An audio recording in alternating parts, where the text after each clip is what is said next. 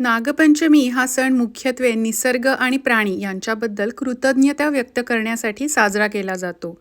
अशी मान्यता आहे की तवा हा नागाच्या फण्याचे प्रतीक मानले जाते आणि त्यामुळे त्या दिवशी तवा न वापरणे, भाजी चिरणे किंवा तळणे टाळण्याची पद्धत आहे.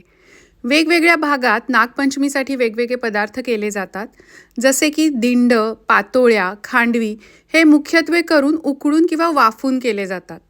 खानदेश साईडला खीर आणि कानोले करण्याची पद्धत आहे. हेच कानोले आणि बट्टे कसे बनवायचे हे आज आपण बघूयात.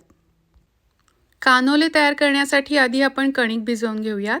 यासाठी मी इथे 1 वाटी कणिक घेतली आहे.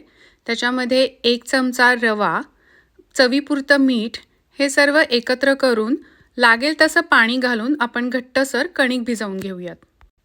कानोले बनवण्यासाठी मी इथे कणकेचा छोटासा गोळा घेतला आहे आणि आता आपण ह्याला तेलाचा हात लावून छोटी पुरी लाटतो त्याप्रमाणे लाटून घेऊयात. आणि आता या पुरीला तेलाचा हात लावून याप्रमाणे आपण अशी घडी घालून घेऊयात आणि हलक्या हाताने घडी घालून असा कानोला तयार करून घेऊयात. बट्टे तयार करण्यासाठी इथे मी थोडी मोठी पुरी लाटून घेतली आहे. त्याला थोडा तेलाचा हात लावून त्याच्यावर आपण ओवा घालून घेणार आहोत. कणकेत ओवा भिजवून देखील हे करता येतात, पण आपण कणिक ऑलरेडी भिजवलेली होती त्यामुळे मी इथे ओवा वरनं लावून घेते आणि याप्रमाणे गुंडाळून ह्याचे आपण तुकडे करून घेऊयात आणि हाताने प्रेस करून बट्टे तयार करून घेऊयात. तुम्हाला हवं असेल तर हे लाटून थोडे पातळ केले तरी चालतात. आता कानोले आणि बट्टे वाफवण्यासाठी इथे मी एका कुकरच्या भांड्याला तेल लावून घेतलंय.